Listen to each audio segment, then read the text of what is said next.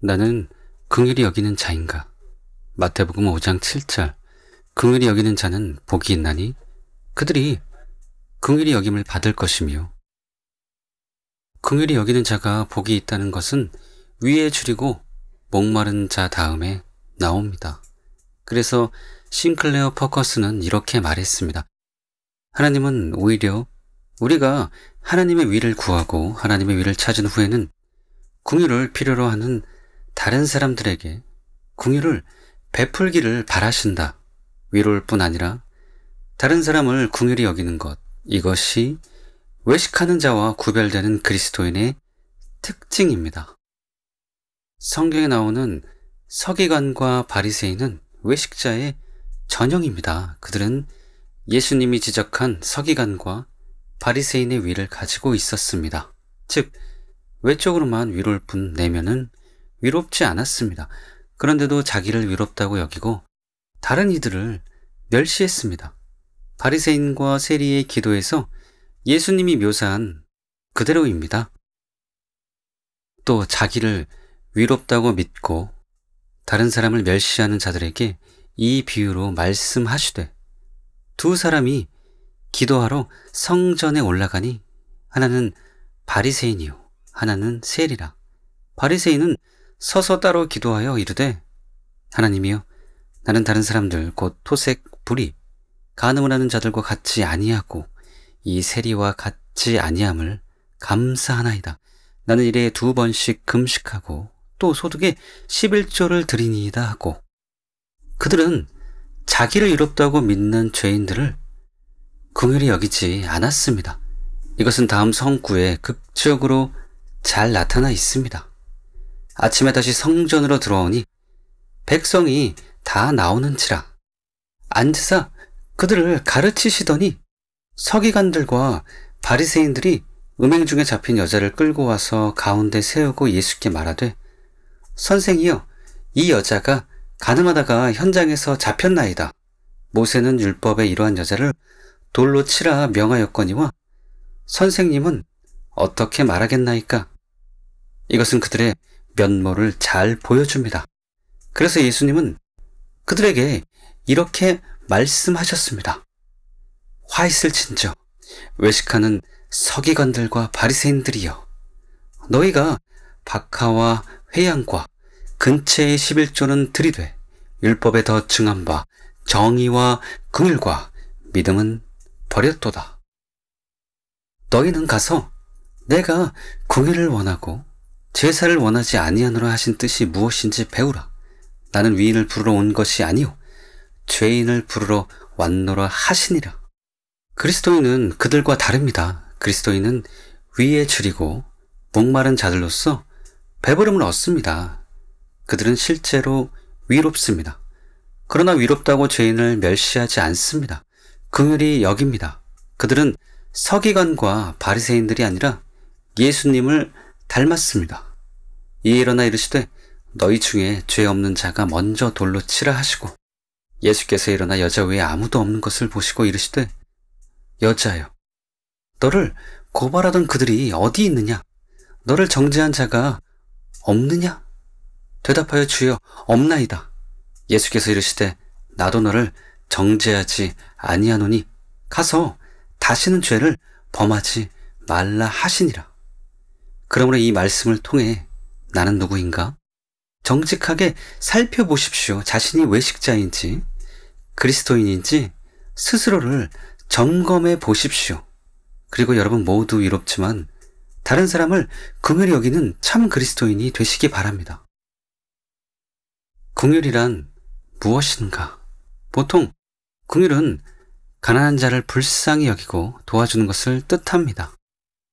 이웃을 업신 여기는 자는 죄를 범하는 자요, 빈곤한 자를 불쌍히 여기는 자는 복이 있는 자니라. 싱클레어 퍼커스는 이렇게 말했습니다. 가난한 사람과 어려움에 처한 사람에게 자비를 베푸는 것은 진정한 그리스도인인지를 알아보는 기준이요 증거입니다. 이 말이 지나친 것 같습니까? 절대 그렇지 않습니다.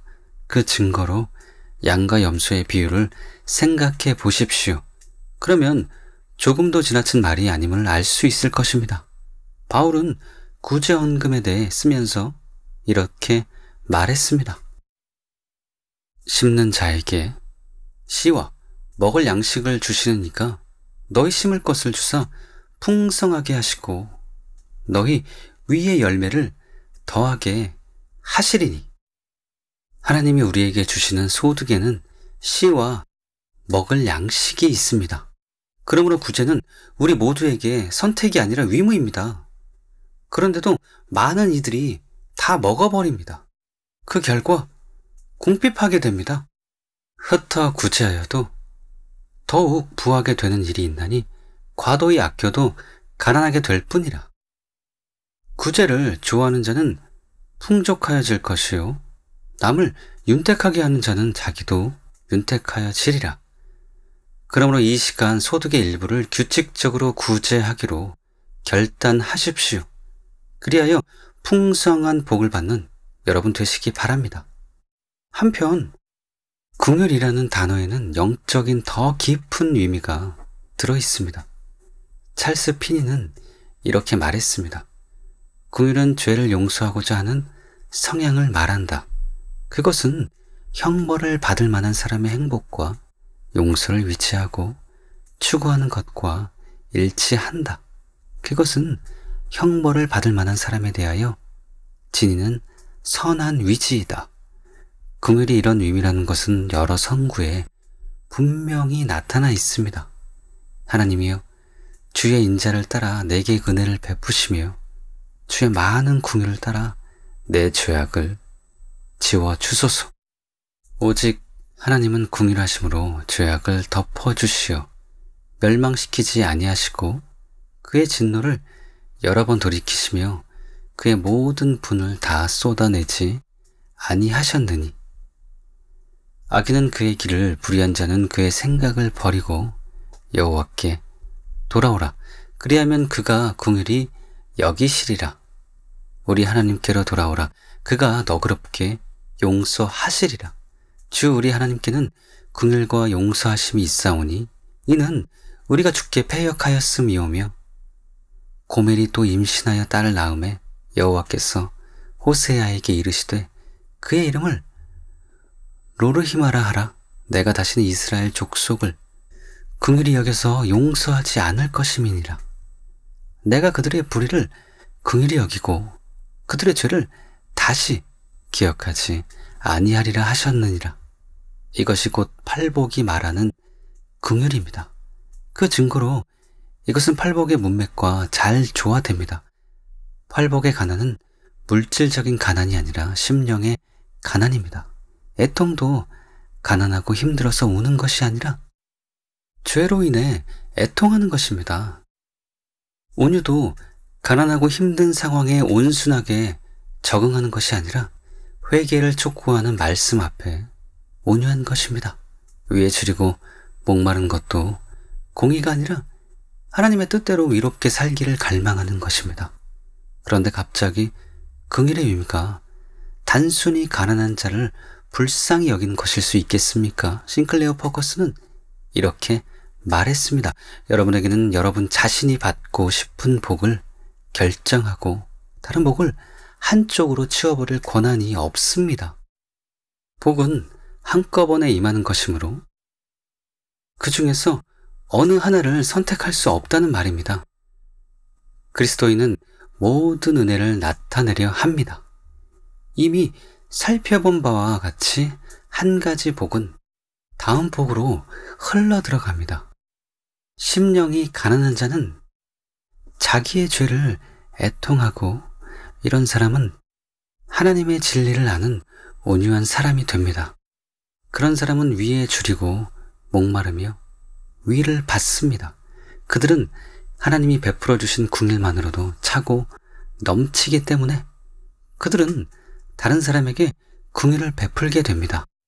그러므로 진실로 팔복에 나오는 긍휼은 죄인들을 긍휼히 여기고 그들을 용서하고자 하는 것입니다.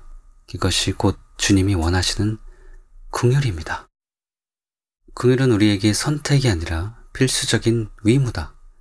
게더링 쿨만은 가슴에 깊이 파고드는 이런 말을 했습니다. 우리는 인간이기 때문에 하나님의 정의를 생각하면 뒤로 움츠러들고 정의라는 말로 그분을 생각하는 것을 싫어하는 경향이 있습니다. 우리는 모두 하나님의 궁의를 구하며 기도하고 하나님의 궁의를 우리에게 충분히 부어주시도록 갈망합니다. 우리가 구하는 것은 하나님의 정의가 아니라 하나님의 궁율입니다. 궁율이 없으면 우리는 가라앉게 됩니다. 우리는 모두 범죄했으며 하나님의 영광에 이르지 못한 자들입니다. 여러분도 나도 이렇게 기도할 수밖에 없습니다. 하나님, 죄인인 나를 궁휼히 여겨주세요라고. 왜 그렇습니까? 그것은 하나님의 궁휼이 없으면 정의밖에 남지 않으며 우리는 죄인이므로 우리 모두 하나님의 궁휼을 필요로 하기 때문입니다. 이동훈 목사님도 이와 유사한 말을 했습니다. 우리가 하나님을 만나면 무엇을 사정하게 될까요? 먼저 과오를 많이 저질렀으니 관대하게 대해 주시기를 구할 것입니다. 그때 주님께서는 이렇게 질문하실 것입니다. 그대는 세상에 살 동안 사람들에게 얼마나 관용을 베풀었는가? 우리가 심판날에 주님과 얼굴을 마주대하는 순간에 가장 필요한 것은 하나님의 궁휼입니다. 참으로 공명이 되는 말들이지요. 저와 여러분에게는 하나님의 궁휼이 절실하게 필요합니다. 그런데 예수님이 이렇게 말씀하셨습니다. 긍휼히 여기는 자는 복이 있나니 그들이 긍휼히 여김을 받을 것이며. 이제 왜 긍휼히 여기는 것이 우리에게 선택이 아니라 필수인지 아시겠지요? 우리는 다른 사람을 긍휼히 여기고 용서해야 합니다. 왜냐하면 우리 모두 긍휼히 여김을 받는 것이 절대적으로 필요한 존재들이기 때문입니다. 그런데 이것은 성경에 조금 다르게 이렇게 표현이 되어 있습니다. 우리가 우리에게 죄 지은 자를 사하여 준 것 같이 우리 죄를 사하여 주시옵고, 너희가 사람의 잘못을 용서하면 너희 하늘 아버지께서도 너희 잘못을 용서하시려니와, 너희가 사람의 잘못을 용서하지 아니하면 너희 아버지께서도 너희 잘못을 용서하지 아니하시리라. 이에 주인이 그를 불러다가 말하되, 악한 종아, 내가 빌기에 내가 내 빚을 전부 탕감하여 주었거늘 내가 너를 불쌍히 여김과 같이 너도 내 동료를 불쌍히 여김이 마땅하지 아니하냐고 주인이 노하여 그 빚을 다 갚도록 그를 옥졸들에게 넘기니라. 너희가 각각 마음으로부터 형제를 용서하지 아니하면 나의 하늘 아버지께서도 너희에게 이와 같이 하시리라. 이 구절들은 5번째 복의 다른 표현입니다. 긍휼히 여겨야 긍휼히 여김을 받는다는 것은 곧 용서해야 용서받을 수 있다는 뜻입니다. 그러므로 다른 선택권이 없습니다. 우리는 반드시 다른 사람을 불쌍히 여기고 용서해야 합니다. 그러면 긍휼히 여기는 자가 하나님께 받을 긍휼은 무엇일까요? 먼저 죄 용서입니다. 나아가서 그것은 궁극적인 구원입니다. 아도르 핑크는 이렇게 말했습니다. 다른 사람을 긍휼히 여기는 자는 그것에 의해 긍휼히 여김을 받는다. 즉, 인자한 자는 자기의 영혼을 이롭게 하고 그는 하나님으로부터 긍휼히 여김을 받는다. 즉, 자비로운 자에게는 주의 자비로우심을 나타내시며 라는 말씀은 긍휼을 행하지 아니하는 자에게는 긍휼 없는 심판이 있으리라는 말씀과는 대조가 된다. 긍휼은 다가올 심판의 날에 긍휼을 베푸는 자에게 나타나게 될 것이다. 또 스칸 맥나이트는 이렇게 말했습니다. 야고보는 동일한 내용을 다르게 표현한다. 너희는 자유의 율법대로 심판받을 자처럼 말도 하고 행하기도 하라. 긍휼을 행하지 아니하는 자에게는 긍휼 없는 심판이 있으리라. 긍휼은 심판을 이기고 자랑하느니라. 긍휼한 사람에게는 심판 때에 하나님의 긍휼이 그에게 베풀어질 것이란 약속이 주어진다. 그것은 다름 아니라 하나님의 왕국에 들어가는 것이다. 또한 양용희 교수님도 이렇게 말했습니다. 귀결절. 그들 자비를 입을 것이기 때문이다는 자신들의 자비로운 행동으로 지금 행복한 제자들이 더 나아가서 마지막 심판 때에도 하나님의 결정적이고도 영원한 자비를 입게 될 것임을 선언하고 있다. 제자가 그의 원수에게까지도 베푸는 자비는 하나님의 뜻을 행하는 것으로서 마지막 심판 때에 완성된 하나님 나라에 들어가는 조건인 것이 분명하다. 하지만 제자는 그 자신이 아무리 많은 자비를 베푼다 할지라도 그것이 구원을 요구하기에 충분한 기반이 될 수 없다는 사실을 기억해야 한다. 그는 하나님의 자비를 입음으로써만 완성된 하나님 나라에 들어갈 수 있기 때문이다. 이것이 바로 긍휼히 여기는 자에게 주신 약속의 내용입니다. 즉, 긍휼히 여김을 받는 것은 단지 용서가 아니라 천국에 들어간 것을 의미합니다. 그런데 이것 때문에 많은 이들이 혼란을 느낍니다. 하나님이 정말로 우리가 긍휼히 여겨야 긍휼히 여기시고 용서해야만 우리를 용서해 주시는가? 만일 그렇다면 구원이 은혜가 아니라 공로로 되는 것 아닌가? 예수님이 정말 이런 의도로 말씀하신 것이 맞나?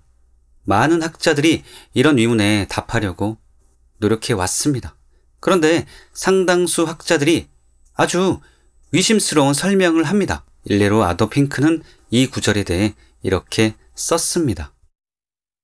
주님으로부터 긍휼히 여김을 받았으므로 이제 구원받은 죄인들은 다른 사람들을 긍휼히 여긴다. 그것은 하나님께서 우리에게 하나님의 긍휼을 얻기 위해 긍휼히 여기라고 요구하신 것이 아니다. 다시 말하면 은혜의 전체적인 계획을 전복시키려는 것이 아니다. 오히려 하나님의 놀라운 은혜를 받는 사람이 되었으므로 나는 이제 다른 사람에게 관대하게 행동하지 않을 수 없다. 이 말은 전반적으로 맞는 말입니다.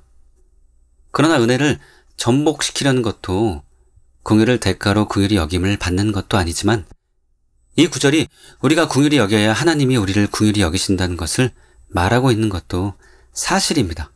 그러므로 이것은 균형을 잃은 설명입니다. 또 존 스토트도 이 구절에 대해 이렇게 썼습니다.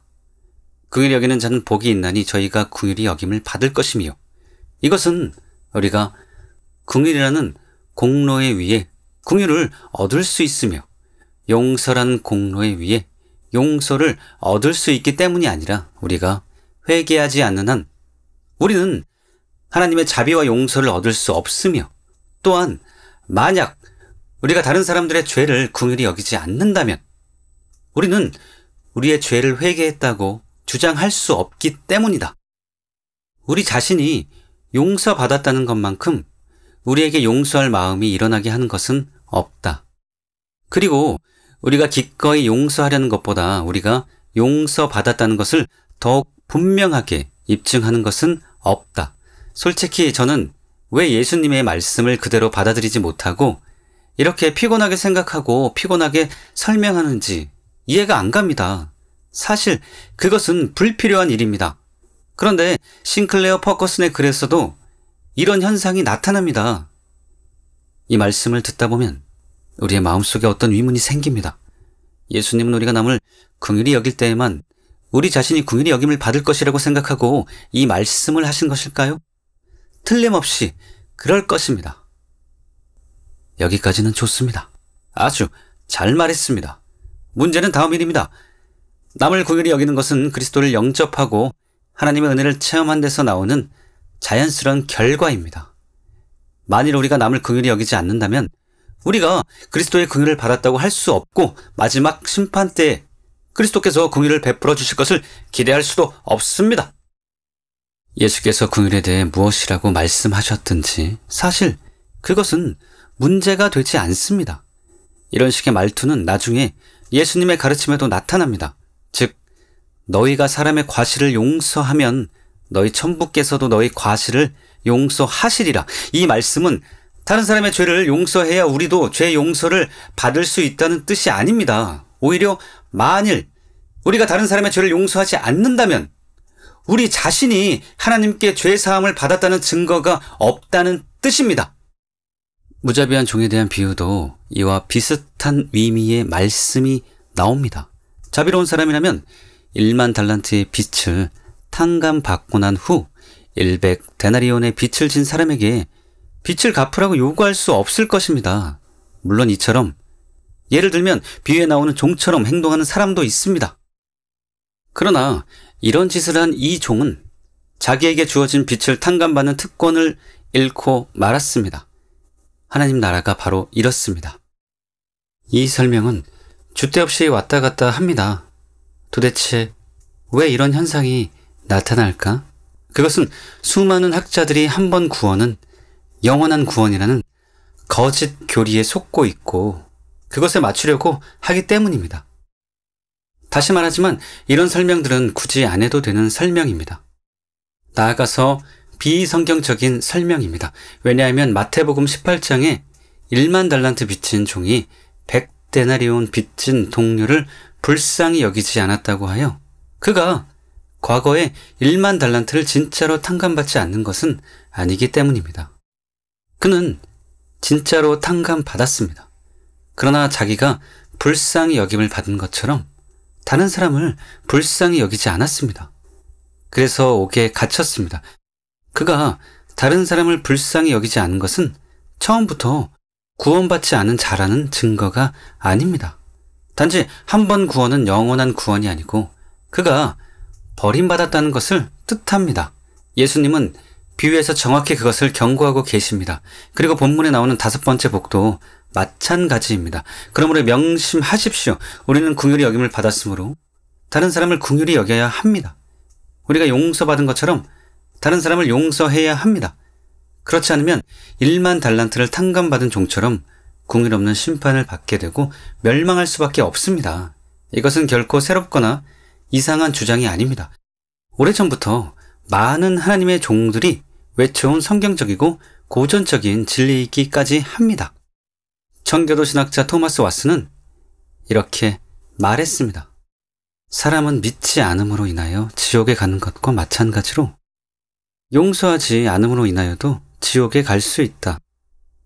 또 유명한 전도자 D.L. 무디는 이렇게 말했습니다.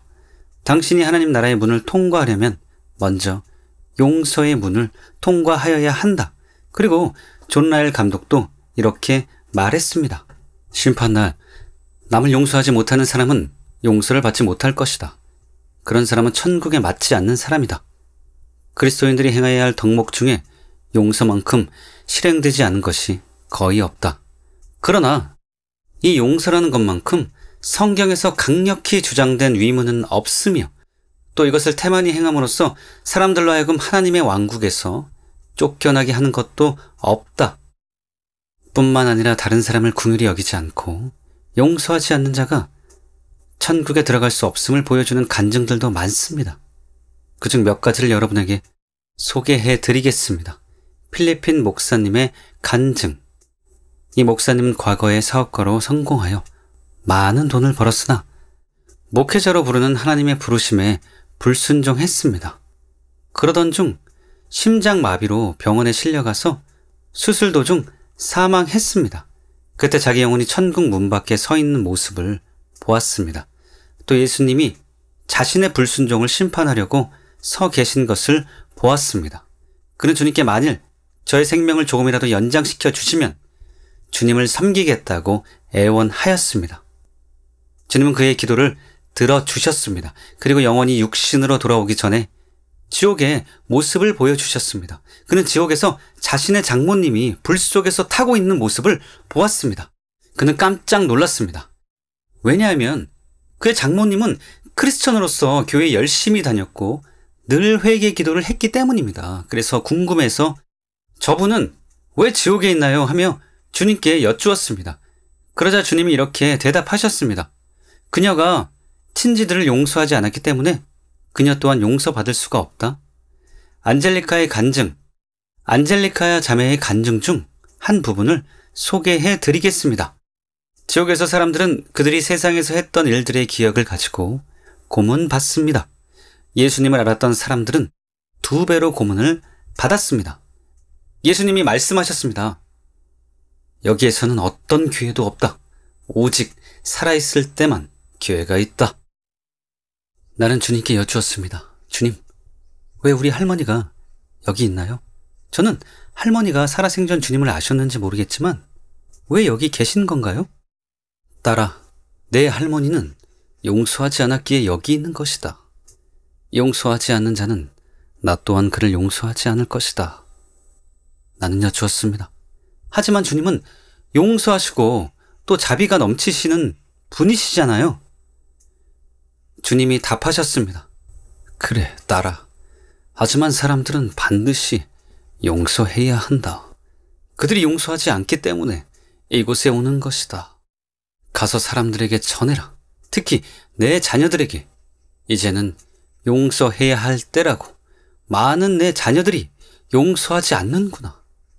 용서해야 할 때이니 그들의 마음의 증오, 미움, 원한, 원망을 없애라고 말하여라.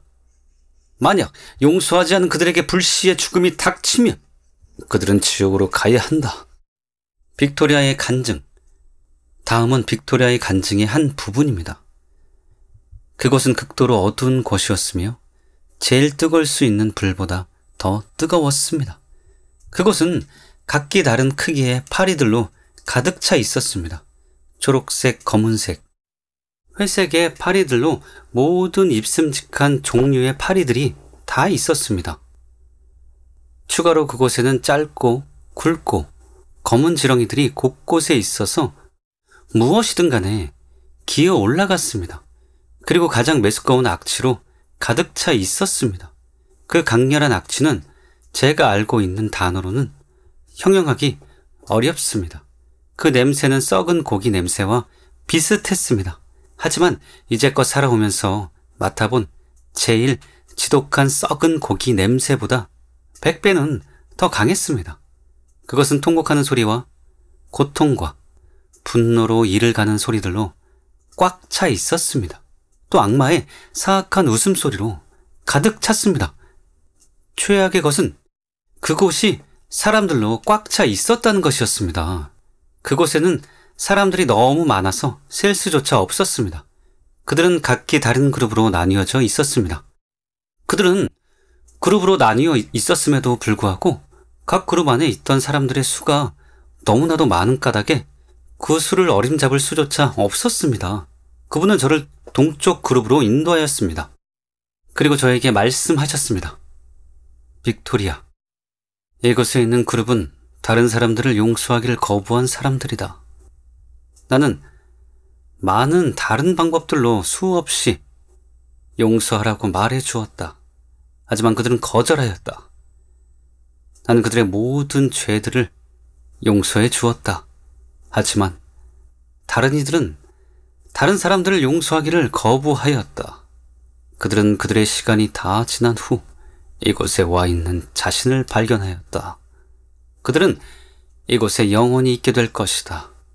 그들은 자신들이 맺은 열매를 영원히 먹게 될 것이다. 카르멜로 브레니스의 간증. 저의 첫 번째 책 제목과 유사한 지옥에 떨어지는 크리스천들이라는 제목의 카르멜로 브레니스의 간증 중 일부를 소개해 드리겠습니다. 이 땅에서 거룩하게 살았다고 생각했던 많은 사람들이 지옥에서 자비와 기회를 베풀어 달라고 애걸하고 있는 것을 보고 나는 매우 마음이 아팠다. 하나님의 말씀을 읽고 요한복음 3장 16절을 설교하고 있는 듯한 여자를 보았다.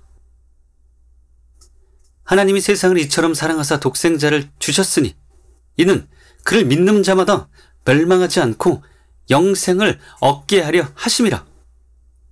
그녀는 자신의 남편을 결코 용서할 수 없었고 남편을 용서하지 않았기 때문에 여기에 있다라고 예수님이 말씀하셨다. 그녀는 복음주의 교회를 35년간 섬겼으나 지금 지옥에 있고 그녀의 남편을 용서할 기회를 달라고 애걸하고 있다. 성경은 우리에게 경고한다. 너를 고발하는 자와 함께 길에 있을 때 급히 사화하라. 그 고발하는 자가 너를 재판관에게 내어주고 재판관이 옥리에게 내어주어 옥에 가둘까 염려하라. 긍휼히 여기는 자는 복이 있나니 그들이 긍휼히 여김을 받을 것이미요.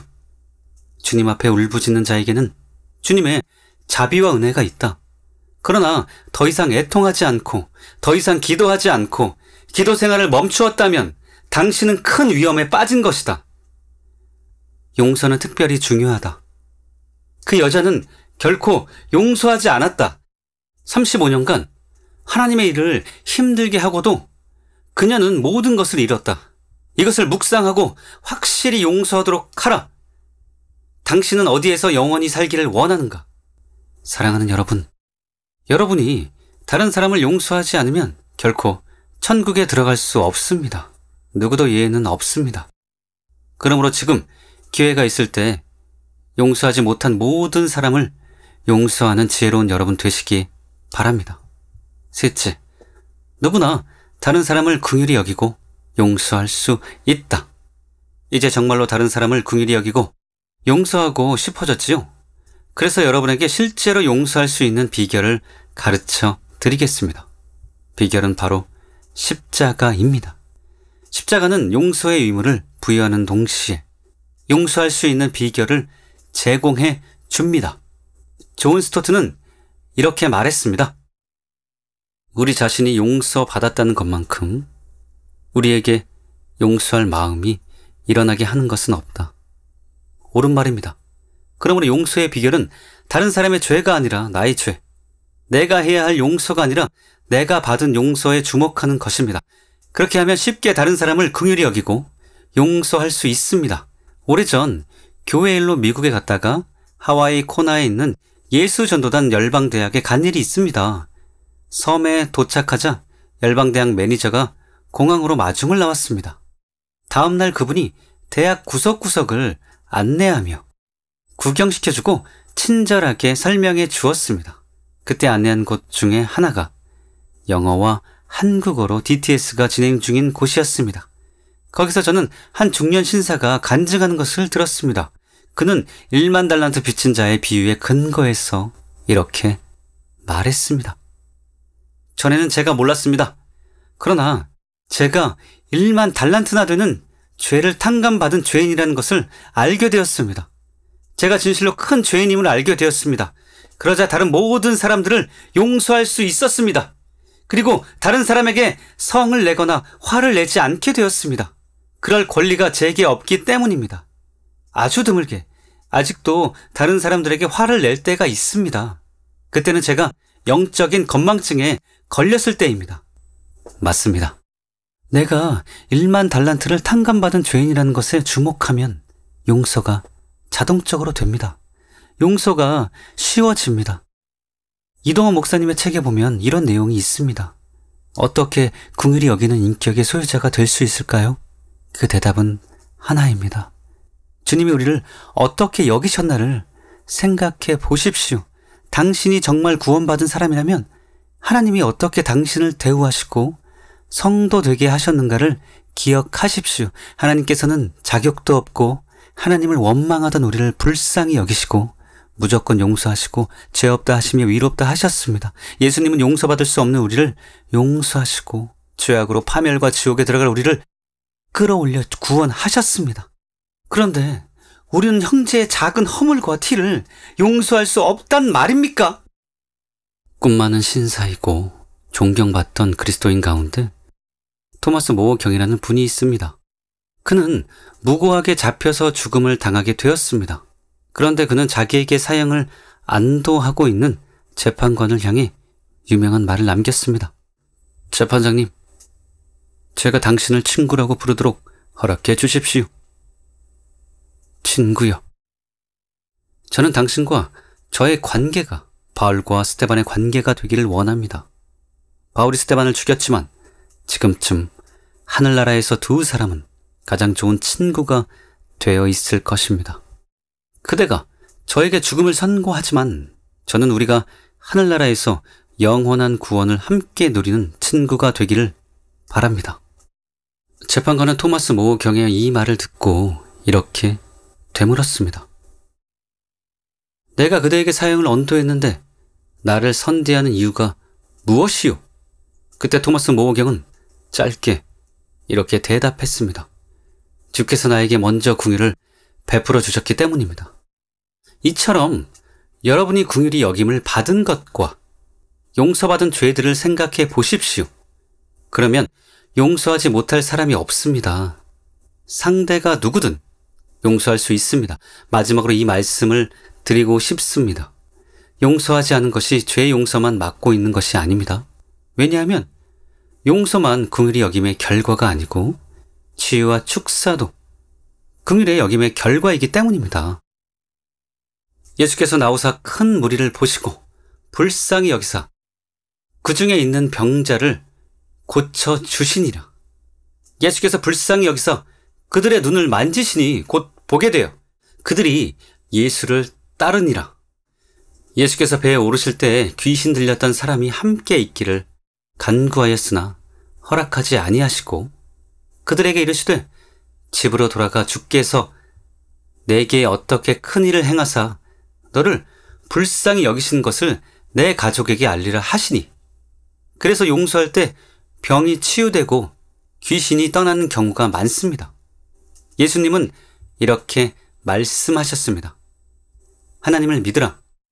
내가 진실로 너희에게 이르노니 누구든지 이 산더러 들리어 바다에 던져지라 하며 그 말하는 것이 이루어질 줄 믿고 마음에 의심하지 아니하면 그대로 되리라. 그러므로 내가 너희에게 말하노니 무엇이든지 기도하고 구하는 것은 받은 줄로 믿으라. 그리하면 너희에게 그대로 되리라. 서서 기도할 때에 아무에게나 혐의가 있거든 용서하라. 그리하여야 하늘에 계신 너희 아버지께서도 너희 허물을 사하여 주시리라. 때로는 치유와 축사를 위해 믿음뿐 아니라 용서가 필요합니다. 용서하지 않으면 믿어도 지옥에 가듯이 용서하지 않으면 치유와 축사를 위한 믿음이 소용없습니다. 그러므로 용서하십시오. 그래서 질병과 귀신에게서 자유케 되는 여러분 되시기 바랍니다.